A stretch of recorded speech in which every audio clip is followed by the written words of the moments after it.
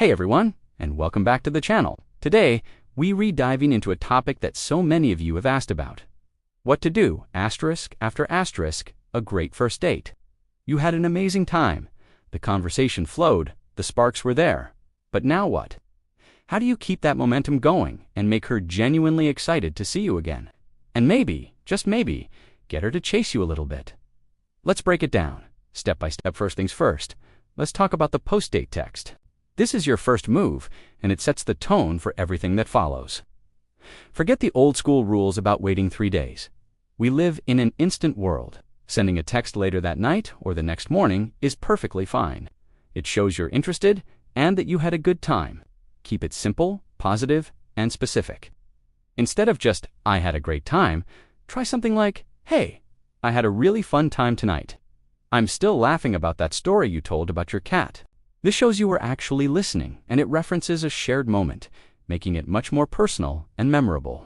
The goal here is just to confirm a good time was had and open the door for future conversation, not to start an endless text marathon.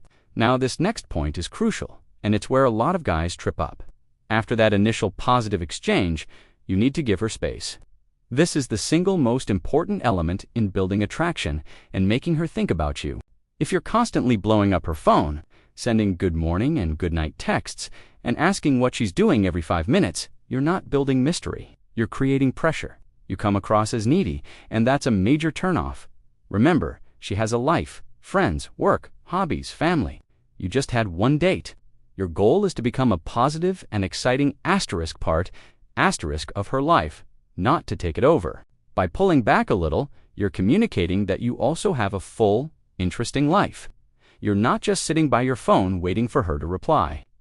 This creates a sense of confidence and independence, which is incredibly attractive.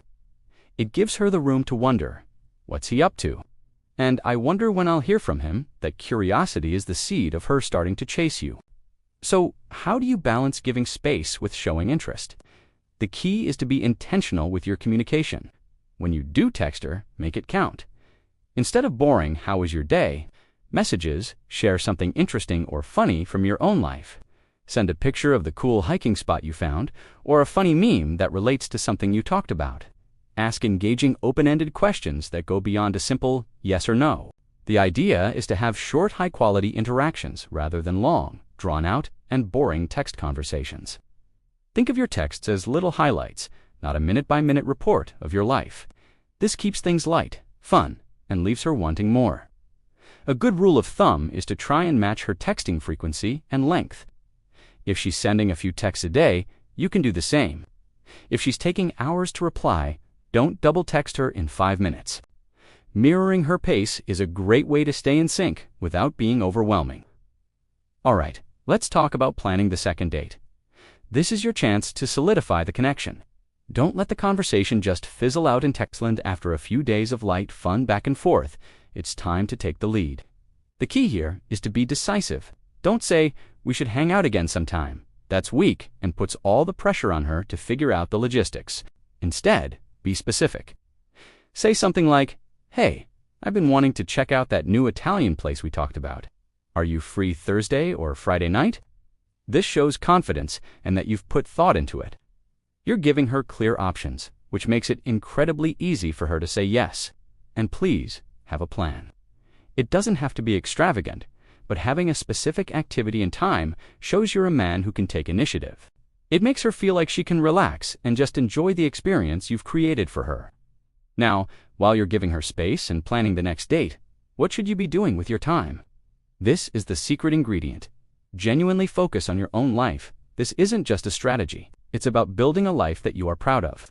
Hit the gym. Work on that project you're passionate about. Hang out with your friends, read a book, learn a new skill. When you are genuinely engaged and happy in your own life, it radiates a powerful, attractive energy. You become more interesting because you are more interesting. You'll have more stories to tell, and your happiness won't be dependent on her validation. This is the ultimate source of confidence. A woman wants to join a man on his exciting journey. She doesn't want to be the entire journey. So when she asks, "What have you been up to?" you'll have a real, exciting answer. Not just, "Oh, work and stuff." This makes you a prize, someone worth pursuing. Let's touch on social media. In today's world, it plays a role. Don't go overboard and start liking every single photo she's ever posted. That's the digital equivalent of being needy. Instead, use it subtly. A like on a recent post or a quick witty comment on a story is fine. What's more powerful is what your social media says about you. Use it as a window into that awesome life you're building. Post stories of you out with friends, working on your hobbies, or exploring a new place. It's a passive way of showing her that you're fun, social, and have a lot going on. When she sees you living a full life without her, it reinforces your value and sparks that little bit of FOMO, fear of missing out. She'll want to be a part of that fun, and she'll be more inclined to reach out to make that happen. So, let's recap the core principles. After the first date, send a simple, specific text to show you had a good time. Then pull back and give her space. This creates mystery and allows her to miss you. When you do communicate, make it high quality and fun, not needy. Lead with a clear, decisive plan for the second date. Most importantly, focus on building your own awesome life.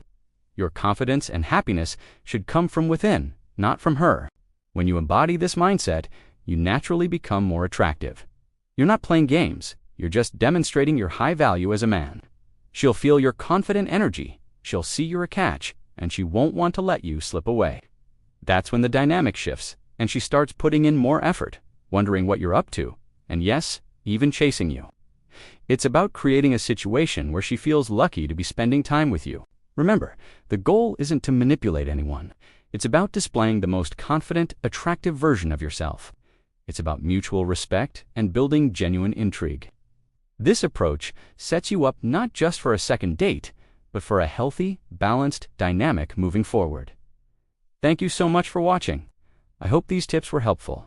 If you got value from this video, please give it a thumbs up and let me know your thoughts or questions in the comments below. And of course, don't forget to subscribe and hit that notification bell so you don't miss our future videos.